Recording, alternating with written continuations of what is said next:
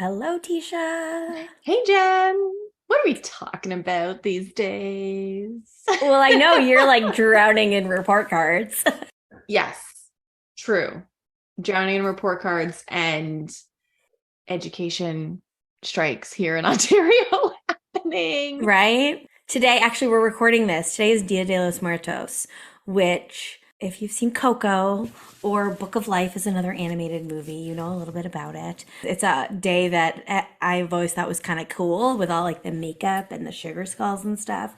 But since Yes. Warren died, I've been wanting to like implement some sort of something for our Mhm. family because I love the way it is a celebration and it's not about being sad and it's about remembering your people. And unfortunately, the first time it came around after Warren died, I was just in no position to Yeah. figure anything out. And then we were in COVID for 2 years. And if I'm being honest, living in Toronto, finding access to things that are uniquely Mexican culturally is not easy, especially if you're a mom who thinks of things like kind of last minute.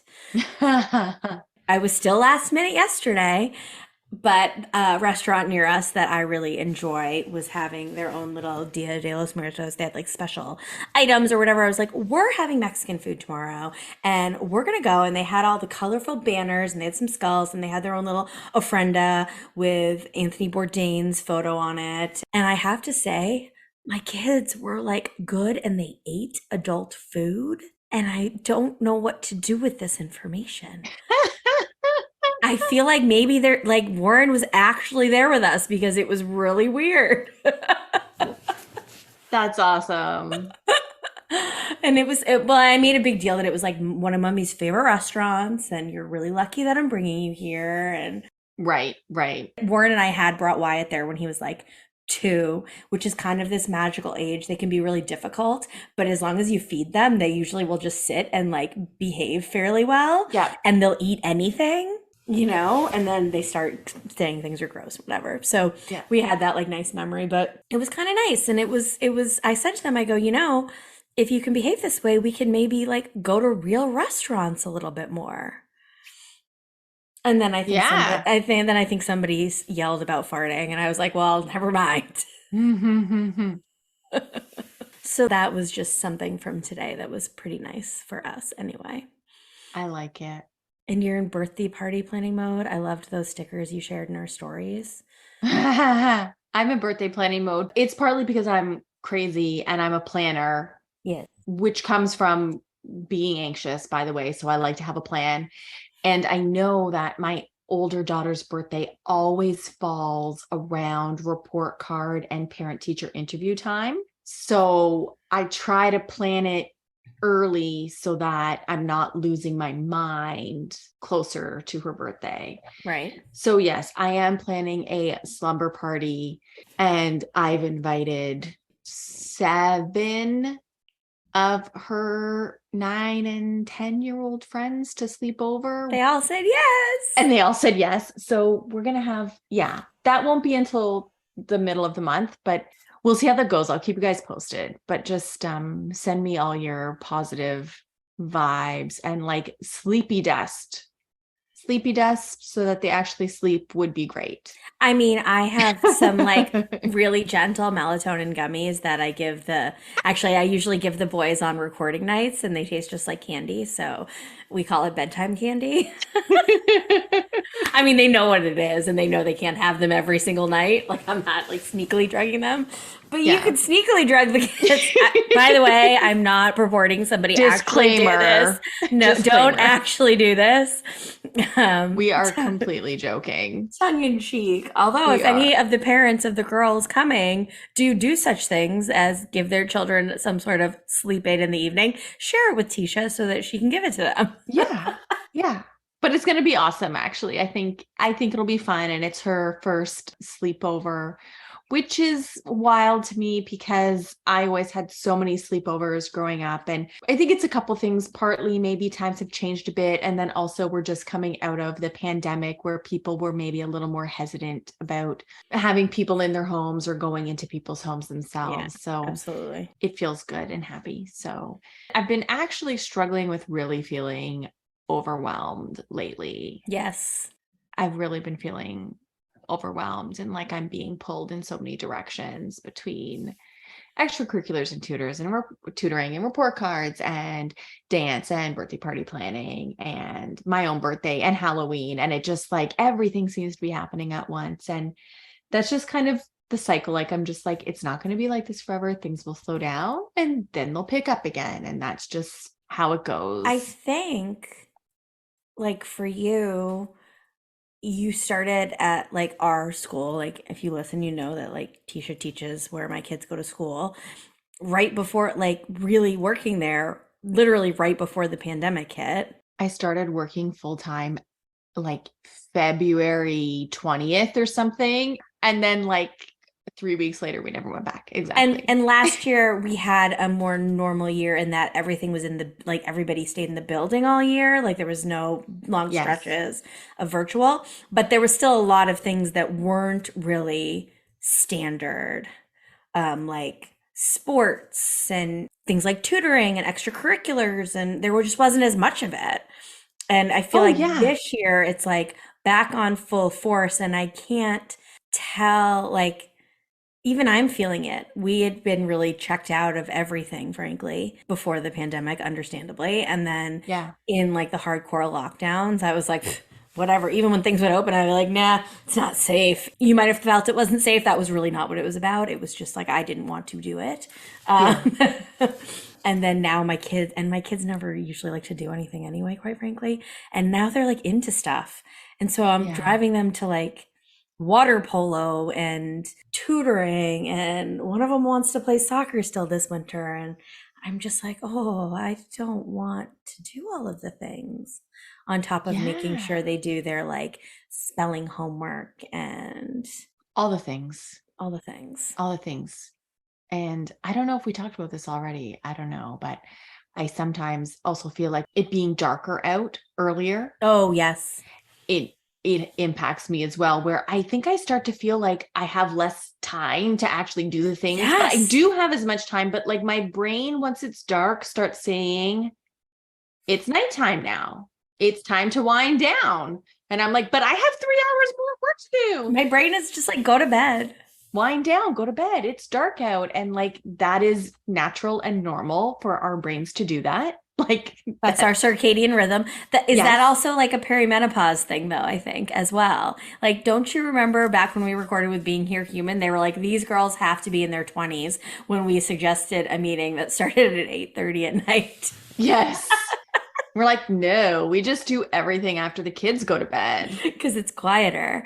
Yeah. No, we are just moms with young kids. Like, Yeah. and maybe, are you a night owl? I think I am more now. As I get older, I am much more now. I definitely could like pop out of bed and like not do all the things, but like be good to go. Like if I wake up in the morning, I'm up. But I'm not like that anymore. Okay, I was never like that. I've never been like that. I've never been a morning person. I'm definitely more of like feeling more productive generally, like afternoon, evening. Yeah. Yeah, I mean, I am more productive in the morning. I do need to just suck it up and get up, but Yeah. it's hard. I'm slow. And then we do this stuff into the evening, which I enjoy and I'm awake for, but that makes it hard to get up in the morning. Yeah. Whose episode are we releasing? We are releasing Bree's episode. Oh my gosh, I love Bree's episode. We recorded Bree's episode a while ago, but she's great. Bree is great. It's Bad Boyfriend Month, Mm-hmm. and we're talking about relationships. Yep. And we have some, I guess, kind of shocking stories. D-bags. Yeah. We're getting really like just like cis heterosexual this month, I'm realizing. Okay, yes, but no, because also if you are a member on Patreon this month, you'll be able to hear from Carling, and it's a two-parter because it's just a doozy of a story. So we needed to break it into 2 episodes. Yeah.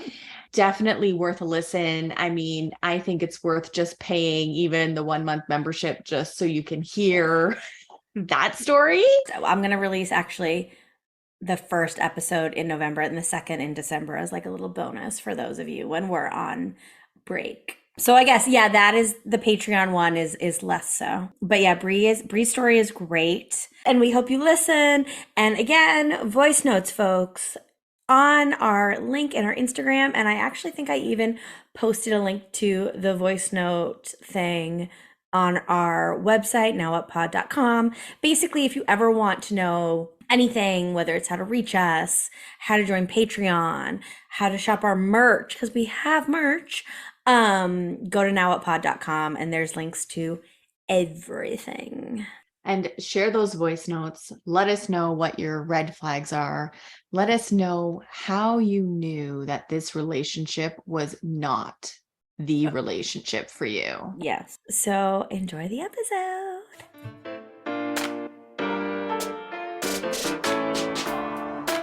Hi, I'm Jen, and welcome back to the Now What Pod. I'm Tisha. Thank you so much for joining us once again. Today, we are going to be talking with Brea, who is somebody that Jen knows, and she is actually a therapist from Ohio, but she has a story to share with us. Welcome, Brea. Welcome. Hi, thank you. Thank you for having me. Thank you so much for agreeing to be on the show. Yes. We love when people do that. It's so much fun. Yes. So I know Brea, as Tisha said, and she had alluded to in some of our conversations part of her story that I just thought would be really interesting for our listeners, selfishly that I wanted to know more about. Frankly, I think that's where we get most of the inspiration for our guests or things that we want to know more about. So I asked her to come on the show and she said yes.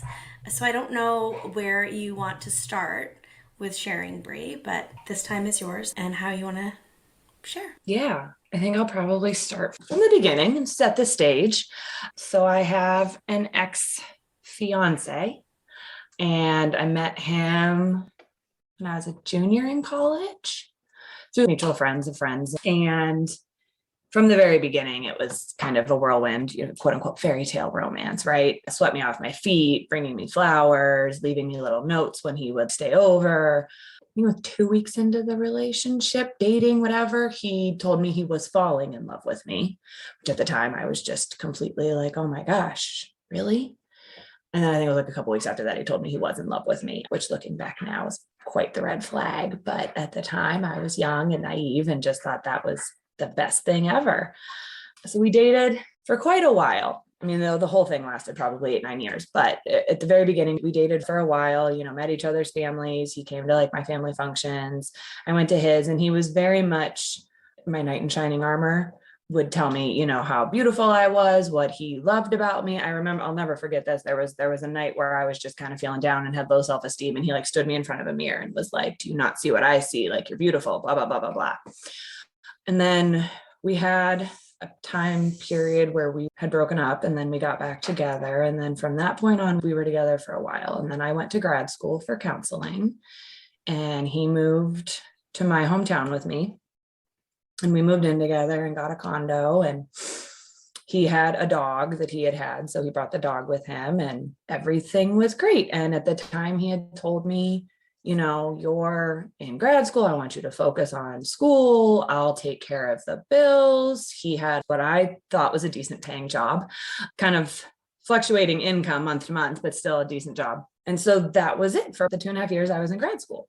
And don't get me wrong, throughout this time, there were different things here and there. There were definitely moments where we'd fight and we'd argue, and there would be, looking back now, I definitely see it more as like gaslighting and love bombing and that kind of thing. And just the constant, like we'd have fights and then all of a sudden I'd be like, wait, am I the crazy one? So then I graduated, and it was 2 or 3 weeks after graduation, he took me to our favorite restaurant. We sat in a booth kind of in the back. We had our meal, and then he like came around to the side of the booth and got down on one knee. And I still to this day say like, I don't really remember what he was saying, because I was just like, so like in awe and like surprised and like blacked out. Like I was like, yes, whatever. Yes. I don't know what you said, but yes. And then he's like, well, let's go to the bar and have like a celebratory champagne. And we walked around the corner and both of our families were there. Aw. Yes, very so you're sweet. like, you're having this really sweet, this is magical, yes, yes, romantic, like, wonderful. sounds like a rom-com. Yeah, fairy tale. And that's where things started to go a little sideways. So I want to say a month after the engagement, he had told me he had had a quote unquote rough month at work and didn't make, as much in commission that he wanted to. And he needed some money to help with the bills. He had been paying for the bills all this time. So I was like, of course, whatever, not a big deal. So I gave him a couple $1,000s to pay some bills off. We got engaged by December. So that was January. Then we started to kind of plan the wedding. And I had always kind of wanted a destination wedding. I went down to Florida a lot as a kid, and we still have family down there. And I just always kind of wanted like the beach, like barefoot on the beach kind of wedding. So me and my mom had flown down to check out some venues, and we went and found a wedding planner and the cake guy, and we talked to a couple of different caterers. And then we came back up. Oh no, I'm sorry, I forgot a part. So before that happened, our lease was up. And he was like, well, my parents have a nice like summer house, like on a lake. And so he was like, well, we spend every single summer there anyway. Why don't we just move into the house for the summer and find a place in the fall to find a house? Again, made total sense to me. I was like, yeah, absolutely. You're right. We're there all the time. So then we went on the trip to go to do the wedding planning, and we came back, and this was all unbeknownst to me, but apparently my ex had left his car at my parents'. But when we went to the airport, and my dad had moved it for one reason or another, to move some stuff around, whatever, and found a bunch of past due notices in the car, like a lot of them. So again, I wasn't aware of this yet. And then one day I came home, we both came home from work, and my parents were outside, and they're like, oh, come sit with us, join us for dinner, blah, blah, blah, blah, blah. And it was basically like a intervention, if you will, where they confronted him. And I'm still sitting there dumbfounded, but they were just kind of like, like, we found these in the car. Is everything okay? Do you guys need help? Like, you're living here, obviously, but like, is there something else going on? And he denied all of it. No. I just got a little behind, rough couple months at work. I'm fine. Everything's fine. We're good. We don't need any help. Nothing at all. Mm-hmm. And so then my parents kind of talked to me separately at one point when he wasn't around. And I was just like, I all I know is that he asked me for money in January. Prior to that, nothing at all. Mm-hmm. So then he and I had a couple conversations about it. And honestly, I couldn't even tell you where it went. It probably was some sort of argument where he was like, you're really going to believe them over me. And, all that sort of fun stuff that narcissists and gaslighters do. And then I started questioning things. And so then I made a phone call to our landlord at the, apartment we were in. And she proceeded to tell me that, yes, our lease had ended, but basically she had apparently told him we were not welcome to sign another lease because we were 3 months behind on rent. Right. So that was one. So then I started calling all of the utilities, and again, several months past due. Were these utilities in your name as well as his? Somewhere. I'm trying to remember. Was the lease in your name too? The lease we co-signed. Mm-hmm. Yeah. So then I think it was all the same day. I think it was all on the same day he had been at work. So after I found out about the rent and all the utilities, I started calling. We had 3 credit cards. I had one that he was an authorized user on. And then over time, he opened 2 more and said that I was an authorized user on them. So I started calling those 2. And I'm putting in the last 4 of his social. And they're telling me there's no account that exists with that social. What? Yeah. So then I put in the last 4 of mine. They existed. He had my social. He opened up 2 credit cards in my name, and both of them were maxed out. And he told you that you were just an authorized user. Correct. He had said they were his in his name, and I was the authorized user. Oh my gosh. Motherfucker. Yeah. At that point, I think I'd fucking lost it. Yeah. He's at work, so your mind must just be spiraling. Completely spiraling. And you're at your parents' house, like your family's lake house. Uh-huh. Uh-huh. Yeah. They were both at, the house I grew up in. Right.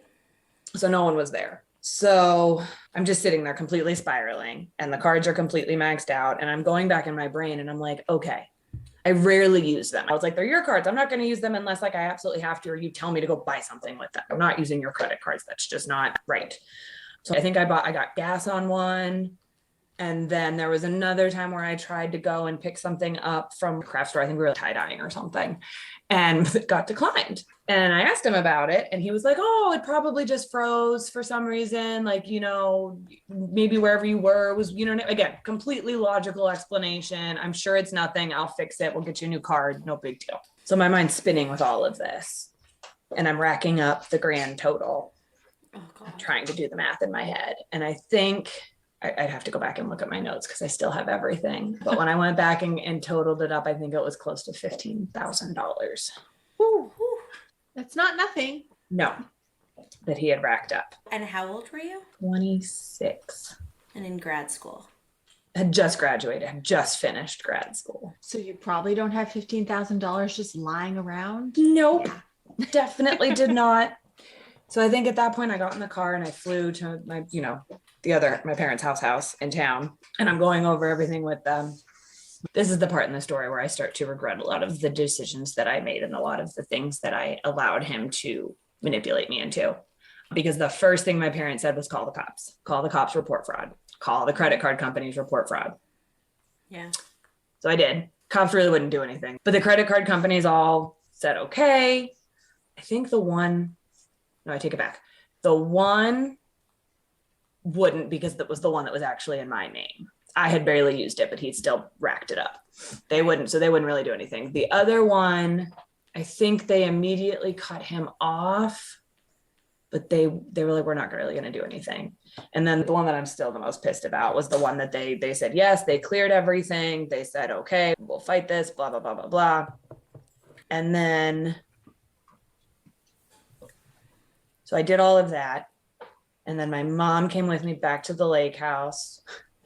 It was such a, country music video moment where like we literally packed up all of his crap and left it on the driveway. As it should be. Mm-hmm. Packed it all up, left it there. I think I called his mother, and his mother's response when I was trying to be like tactful. I was like, I don't know how to be like, your son's a con artist. But I believe her line to me was something along the lines of, oh, he did it again. Wow. He did it again. Again. Well, isn't that interesting? To this day, I have no idea what that meant. I know there was a time period where he lived in Florida and was in like a really, really like fancy high-rise place. So I don't know if he did the same thing there and racked up credit card debt and then just bailed. But I don't know. I don't know if it was another woman. I have no idea. But he did it again. Wow. He did not take it well when I confronted him on all of this. And of course, tried to say everything that he could to get me to like change my mind and whatnot. And made me, again, tried to convince me that like I knew. Tried to be like, I told you they were in your name and you knew this. Wow. And then again, in my head, I'm going, did I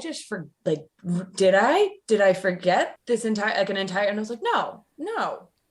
Because my entire reaction was complete and total shock. Right. And disbelief. So this was like the summer of 2017. And so he's gone. I'm still at the lake trying to figure out what my next freaking move is. At the time I was working just like at a small like private practice, like trying to build my client base. And I was like, this isn't gonna cut it. This isn't consistent. I need a better like salaried job. So I started looking, found the place where I am now. And at the time my friend had been living in the town I moved to, and she had an extra room, one of my best friends. And I was like, can I move in with you if I get this job? And she's like, of course, absolutely. So I move up there in the fall of 17. By December of 17, he had weaseled his way back in. He had convinced me that he had been trying to find a new job. And he had convinced me that because I filed fraud on him, he wasn't passing a background check and I needed to rescind the fraud in order for him to get a better paying job so that he could pay these credit cards down. If he didn't get a better paying job, he was going to be able to help me at all. So I fucking did. And to this day, that credit card has an outstanding balance that's inaccurate because their like accounting department screwed it all up. My other best friend's an accountant and she like did the math for me. And she's like, no, she's like, it's the weirdest thing. They took all the money off when you filed the fraud. She's like, then you rescinded it. So they put it back on. She's like, then somebody must have been very confused because they took all the money back off and then they put it back on again. And then they put it back on a second time. So it's like twice as much? The grand total's double what I should have ever paid. And I fought for years. And I finally just quit, and it hasn't racked up interest and they haven't come after me. and I don't get bills. And so I've just been told to never, ever get a credit card with that company again. And eventually, hopefully, maybe it'll just disappear. It doesn't show up on my credit report. Well, that's good. It's the weirdest, it's just out there. Right. But yeah, so he had convinced me to rescind that fraud, had weaseled his way back in, again, with the love bombing and the flowers, and I'm so sorry, and we can make this right, and I promise, I just wanted to give you the life I thought you deserved. I fucked up, blah, blah, blah. That didn't last super long. But you did get back together. We did. I mean, yeah, we were.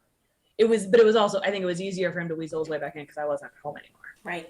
So you weren't with your folks. Yeah, I wasn't around my parents, so he had an easier in. And we fought back and forth and things like that during that time. And then I think at one point I ended it again. This is where the story gets real good. So he calls and tells me that his dog died. And I loved that fucking. Yeah. Uh-huh. Oh. I already was like, this destroyed her, and she was putty in his hands. Yep. Complete and total putty. So I was just like, I'm here for you. I can't even imagine how you feel, blah, blah, blah. And so for several weeks, I would go visit him at his place, and all of the dog's things would be there, but the dog wasn't there, obviously. And I was like, the dog's why? Dead. Right. And I was like, well, why can't you, isn't it hard for you to look at all these toys? And he's like, no, I can't bring myself to throw them away. And I was like, yeah, okay, that makes sense. Till the day I showed up to surprise him, and he wouldn't let me in.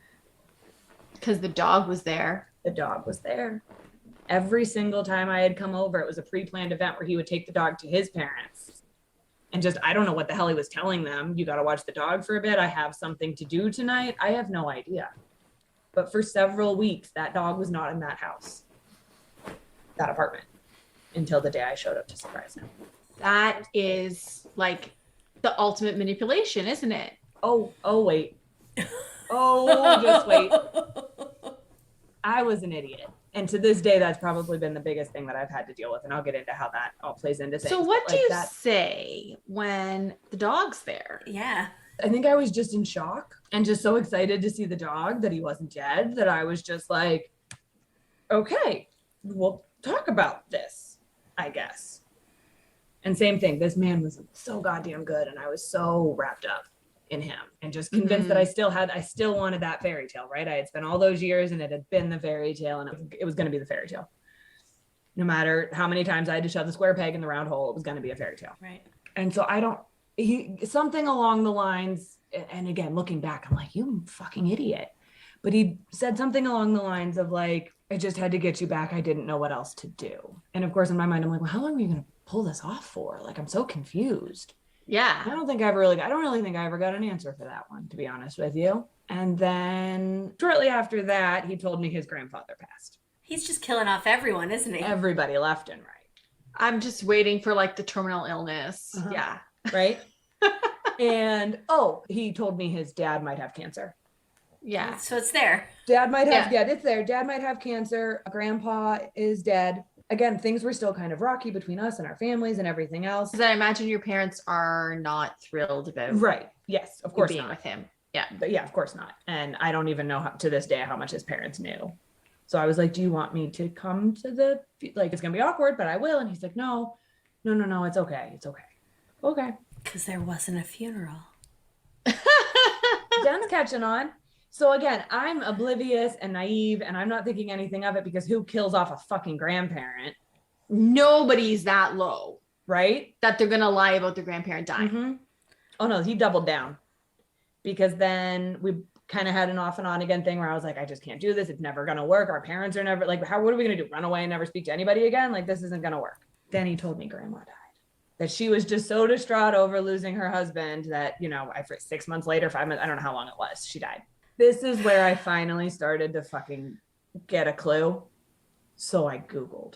Grandma did not die. Grandma, I believe to this day, is still alive. He said Grandpa died when Grandma died. When he said Grandma died. So he killed Grandpa off 6 months prematurely is really what happened. He wasted that excuse. He used it a little too soon. Right. And then when Grandpa actually died, he's like, oh, now I've got to tell her someone else died because I've got to go to this funeral now. Yep. And he was so like, I remember, again, I didn't go to the funeral. He wanted to go to a bar afterwards by his place. And I was like, I'll meet you there. Absolutely. That's fine. You want to get drunk and cry over grandma? Yeah, this has been a really shitty year for you. Like, duh. Yeah. And so I showed up out right after the funeral, and he was so goddamn good. Like, never once slipped up and said grandpa, continuously said it was grandma's funeral. Wasted. And not once did he slip up, and just thanked me profusely and blah, blah, blah, blah, blah. And I forget exactly, like, it was a couple days after that I was like, something doesn't feel right. He wouldn't let me come to the funeral. Just something's wrong. And so it was a couple days after that I Googled. And I was like, oh my fucking God. And you found the obit. Mm-hmm. For grandpa. Yeah. For grandpa. Mm-hmm. With the date that he said grandma died. Oh my God. I never even confronted him about it. I think it was maybe a week or so later, he told me he'd met somebody else and he was done with me. Never wanted to see me again. I think he had probably figured out that I'd put 2 and 2 together. Right. He was going to end things before you did. Mm-hmm. Yep. Mm-hmm. And not give you the chance to. Yeah. He emailed me once shortly after that and told me, quote unquote, she's out of town if you want to come over. They're married and have a kid now. I wish that the audience could see how you said that. And Jen and I both were like, just jaws agape, deer in headlights. Like, he said what to you? Mm-hmm. What's interesting is that you said he's still with this woman and that they have a child together. And I'd be interested in knowing a whole lot of things. Like, what does she know about you? How many credit cards does he have in her name without her knowledge? I'm sure his baby has credit cards. That was my first, when I found out they were pregnant, was how soon until he gets a credit card in that kid's name. The reason I found out, this is the other fucked up part. So the best friend that I had lived with, right, when I first moved up to where I live now, they were friends. You know, if I was working late, they'd go play pool or like hang or whatever. Probably a year after all of this kind of has happened, and I, slowly but surely picked up the pieces to myself. And she tells me that she got a friend request from him on Facebook. That's weird. She's like, well, what do you want me to do? And I was like, if you want to accept it, you can accept it. Like, I don't know. I have no idea why this makes no sense. You do what you want to do about that. He's blocked me on every single thing imaginable. She accepts. 2 days after she accepts the friend request, he posts the ultrasound photos announcing the pregnancy. Yeah. He knew that it was going to get back to you. Mm-hmm. Yeah. And I think it was like a week or two after the ultrasound came out that, he proposed to her. That's a lot. Yeah. So I think it was probably like early 2019. Like, it all went down in summer of 16. Mm-hmm. And by the end of 2018, beginning of 2019, that was like the whole like dog, grandma, grandpa saga was like a whole nother like year and a half on and off. Right. Where I'd try to get away and he'd pull me back in. It's very like when you're in it, you can't see it. No. But you said quite a few times that now that you kind of understand more about narcissistic relationships, that maybe there's red flags that were there. They were all over the place. Besides your parents, did your friends have any suspicions about him? No. Really, no. And that's the fucked up part. That's how good he was. Like, even I was talking to my friend about it recently because she knew I was doing this. And she's like, the thing is like, she's like, he was so goddamn good. I think he fooled himself. She's like, she's like, none of us ever had any idea. She's like, the way he presented himself, carried himself, talked to, he was charismatic. Like, she's like, I never would have known. And then, like I said, my other best friend, that went and hung out, played pool with him, like, they were buddies. And she just thought he was super cool. And she's like, even if you two weren't together, he and I would totally have been friends.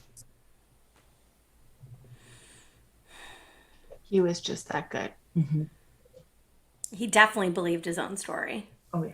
Because you can't be that good if you don't, right?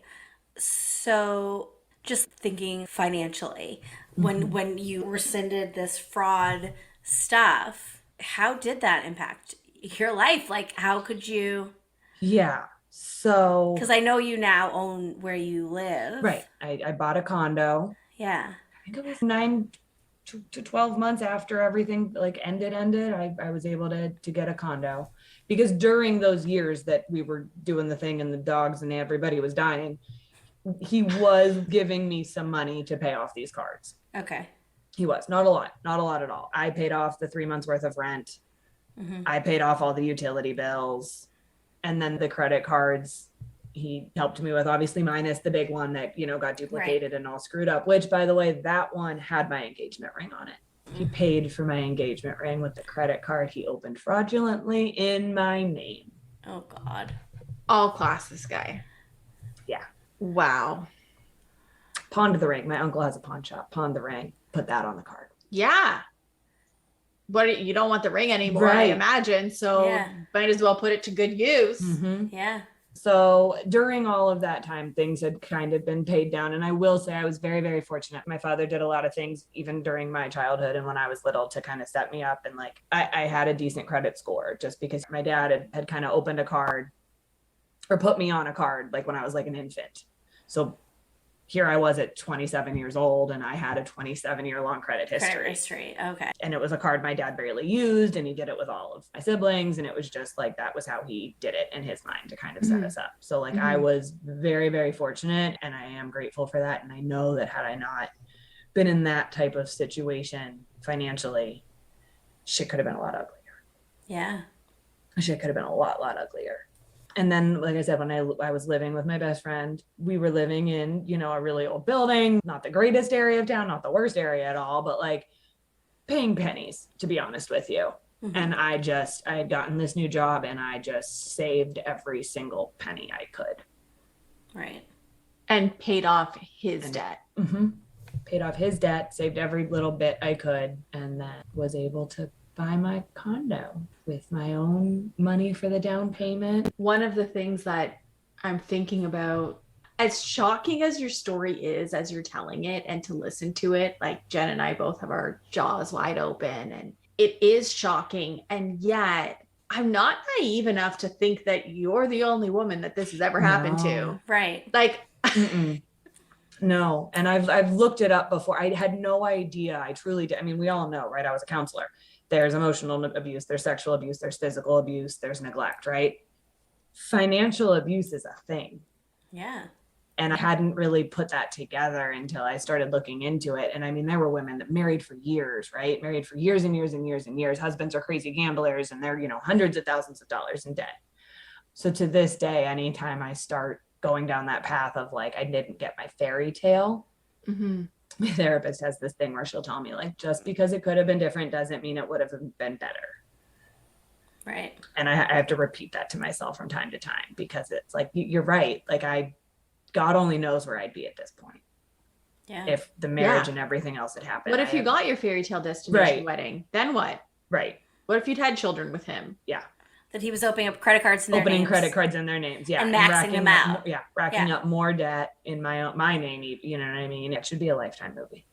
I mean, yeah. And it could be. So you were able to like get yourself out of the finances of it all, but beyond, like, that's a really practical and like logical, there's steps for that.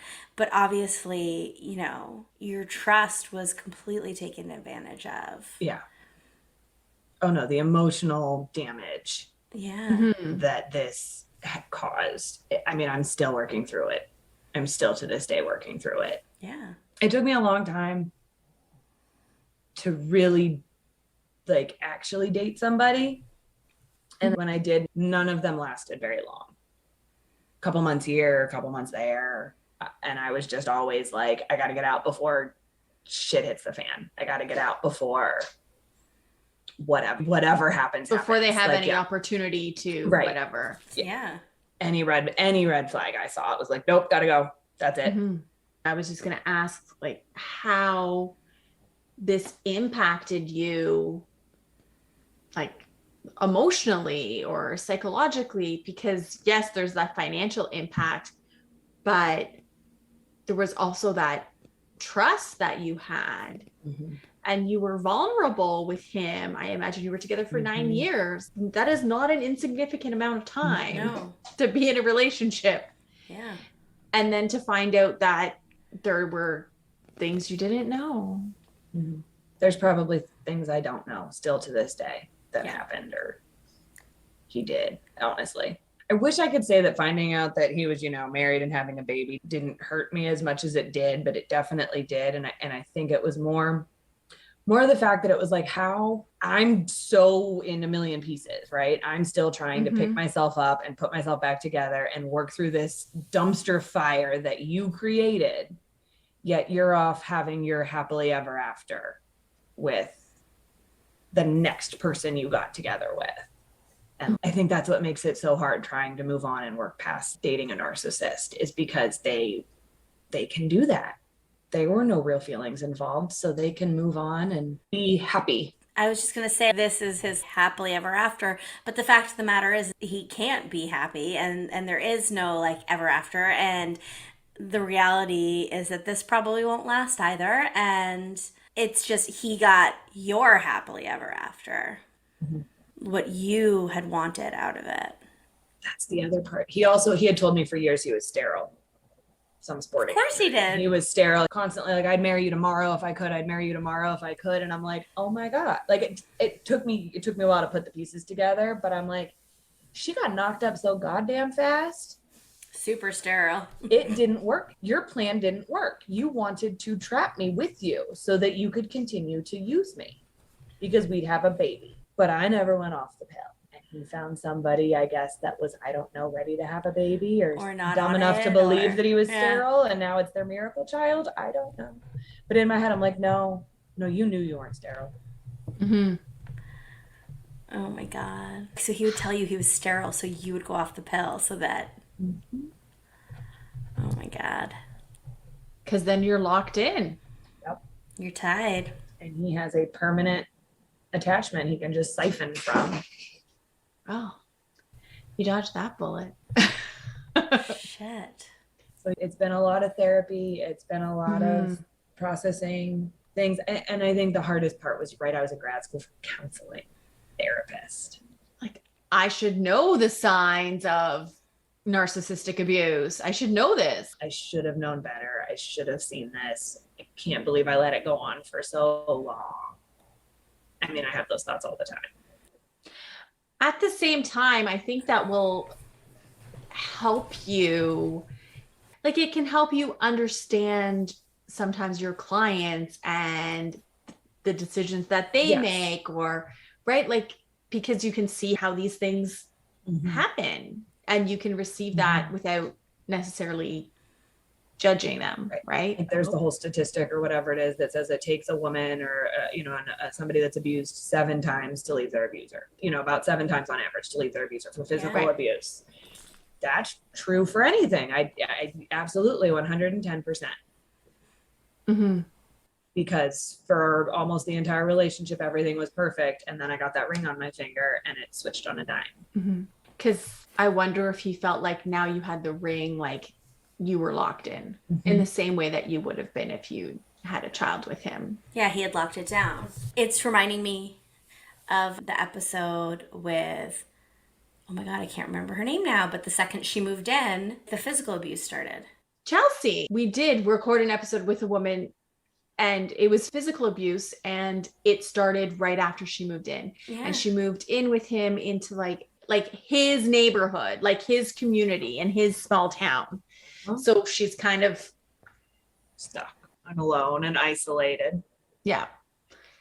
I hate to say it's textbook because I feel like that minimizes what your experience was. To be like, oh yeah, there's like 1,000 stories like this. But 100%. And yet there was, the love bombing where he's just showering you with affection and the words of affirmation that he was giving you, and the gaslighting, like, you're going to believe them over me? Oh, well, I told you about these credit cards, right? You knew this. Yeah. And trying to make you doubt yourself. Right.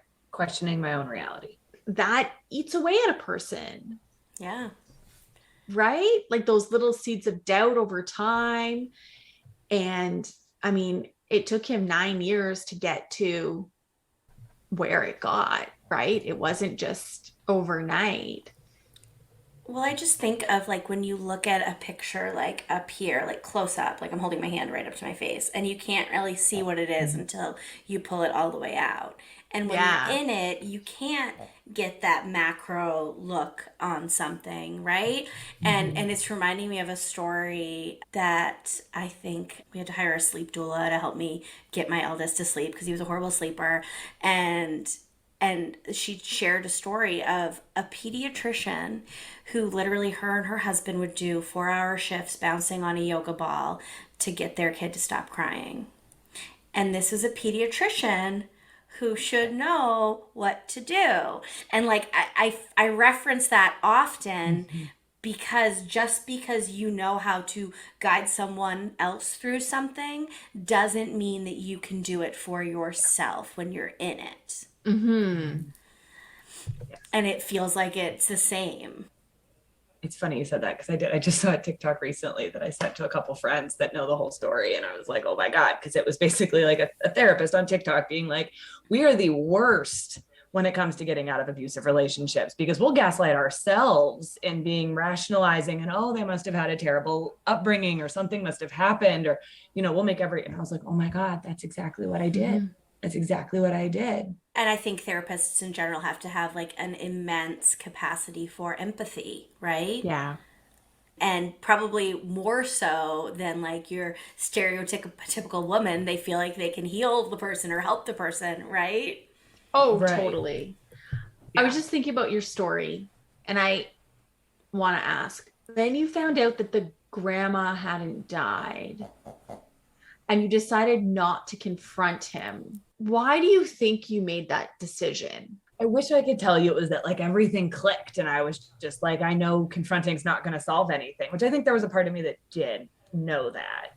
But I think the other part of it too was like, how long can I hold on to this nugget of information? Because I never ever had the upper Yeah. hand in that relationship. Okay. So how long can I hold on to this little nugget and then like drop the bomb on him and be like, haha, Because fucker. then you might have a little bit of leverage over him. Mm-hmm. That makes sense. I just was thinking about, I'm like, why didn't she say anything? Because you must have just been floored as were all the other times, but you had confronted him on other stuff. Yeah, I think I had immediately poured myself a drink and called my best friend. And I was like, you're not going to like, you're not going to, it's my life's a reality show. Hooray for the best friends that you can just call up and be like, oh my God, you don't believe what I just found out. And they're not going to tell them. Mm-hmm. Yeah. Right? We all need those people because you said they had no suspicion. So I guess they were all just as surprised as you were when this all came out. Yeah. After you had the intervention, you called the police, you did all of the things, and then like he kind of weaseled his way back. Like, what was your relationship like with your parents in this period? Not good Yeah. at all. It was bad. It was even harder to like when I was going through it, like at the very, very beginning, right? Because they were so angry and I was just trying to process my grief and my emotions of all of this. And they're so angry that I finally had to sit them down and be like, look, I get it. You're angry. And they were out a lot of money too, because we had put down payments on a lot of things for the wedding. So like, I was like, you have every right to be angry, but like, I'm hurting. Yeah. And you yelling at me about all of this doesn't It's not help helping. me. Yeah. Mm-hmm. And then when I went back to him, it just really like I wouldn't say we weren't talking, but like it definitely was strained. I mean, I imagine it would put a distance between you and them because if it were me, I might have started out by like secretly dating him and not really telling anybody. Right. And like I said, it was a lot easier to do that when it was just my best friend living with me. And even she was blown over by him because even he, he was like, no, we're going to fix this. And it was at that point, just the money thing. Right. Exactly. It was just the money. Mm-hmm. And it was just that he had a bad couple of months. And if you could just please rescind this fraud, he's going to fix everything. He's going to get a good job. Things are going to go back to the way that they were before. You're going to get your fairy tale. Exactly. It is just the perfect excuse. Uh-huh. The perfect way to reel you back in to get you to drop those charges is what he's offering you. Because of course it would be nicer to think that he just had a bad couple of months and he Right. still loves you and you're still going to Mhm. get your fairy tale Right. and everything's going to be fixed and it's all going to go Right. away. We were planning on getting married. So sickness and health, richer or poorer, right? Right. This will make us stronger as a couple. Yeah. And then it just kept snowballing. And a year or two went by and I was just like, where the fuck am I? Do you mention that there was stuff that you probably don't know? And is there a point where you just can accept that? Like, have you accepted that there's just maybe you're never going to know everything, or is that something you struggle with? I think I've accepted that I'm not going to know everything. And you can be okay with that. And I'm okay with that. Yeah. Because at this point, you know, I'm not exactly completely healed, but I've definitely come far enough in my healing journey that if I were to find something else out now, like, I don't know what it would, depending on what it is. I don't, you know what I mean? I don't know what it would do to me. Right. I don't know how Right. much it would derail me to find out more. But you're okay with not. Yeah, I'd rather just not know at this point. Yeah. And having him completely cut out of your life is probably Mhm. Yeah, But he still wanted you to know about the baby. he sure did. Wanted to make sure I knew he was moving on and having the good life. What would you hope that people listening would take away from hearing your story? This is gonna be tough. Number one, don't ignore the freaking red flags and the love bombing and the gaslighting and everything else. Take that as a very obvious indicator and run as fast as you can in the opposite direction. But further than that, for people that are maybe in a similar situation or end up in a similar situation and don't run, because I get that too, forgive yourself, because that's still something that I'm having a really hard time with. Yeah. Forgiving myself for all of this and for putting myself, my family, everyone else through it for as many years as I did. Yeah. Because it really, like, this is his fault. Logically, my brain knows that, but there's a piece of me that's like, but at what point did you just keep going back and you're just the idiot and it's kind of your fault now too? Like, there's that other side of my brain that does that. Right. Yeah. I believe that. Because it's so easy for me to, on the outside, to listen to this and be like, of course this isn't your fault. Like, he manipulated you. You were being financially abused. Like, this was an unhealthy relationship. He's a narcissist. I mean, none of this is your fault, but it's easy for me to say that, right? Right. As an outsider. I'm just sitting here thinking, like, it takes a lot of confidence in yourself and your abilities and who you are to not fall prey to someone gaslighting you. So how, like, what, I mean, we're doing so many fucking things wrong as a society, but, like, what are we doing wrong that, and it's not to say that women don't do this to men, and I'm not saying that, and I won't pretend I know what the statistics are, but the overwhelming majority of stories that are of this ilk that you hear are men doing it to women. So how can we need to better build up women to have faith and belief in their confidence and confidence in their abilities, and to be strong enough to not let someone do this to them for so long, right? The first thing that came to my mind when you're like, what are we doing wrong as a society? The first thing that came to my mind was Disney. Yeah. That was the first thing that came to my mind. Was like Fairytales. the fairy tale romance. And it's not just Disney. I'm throwing out Disney, but like, the fairy tale romance is so prevalent in the media that we consume, and we all want it. We're told that we're supposed to want that. Like, that's that's the thing, heterosexual agenda, right, Jen? Yeah. Yes, it's the straight agenda. It's the straight agenda. And it goes back to this idea, and what that perpetuates is this idea that a woman's value is only in relation to a man. We need to create a better internal sense of self-worth. Yeah. It's such an external thing, not even just in relationships, but just everybody value. It's external, right? What car you drive, what kind of house you have, what designer clothes you're wearing. It's all this external validation. And if we could figure out a way to shift it to be more internal, and what's just inherently something you should be proud of yourself for. And further looking back, I definitely grew up in one of those like small suburban fucking towns where it was like, you know, girl falls in love with, but like, it was just completely perpetuated through everything. Yeah. High school sweethearts and the romantic fairy tales and an ideal that has been perpetuated through generations. Yeah. So presumably it would take generations to really make an impact in that. Yeah. But we have to actually want to and try to, right? Right. As a whole. It feels a little bit bleak. I didn't mean to bring it there. But I mean, I think women are standing in their power a little bit more these days. absolutely. Especially down here in whatever the hell, I don't know, year we reverted back to in America. I mean, it's a process, right? It's bringing it to this grander idea of like changing societal norms, which, you know, is not an easy undertaking. Right. Thank you so much for taking the time to chat with us. Thank you guys. Thanks for listening to the Now What Pod. If you've enjoyed this episode, leave us a review. Your ratings and reviews help more people like you find our podcast. Don't forget to subscribe and share this episode with someone you think would love it. You can find us on social media at the Now What Pod. Until next time, we're Tisha and Jen. Remember, your story matters and you do too.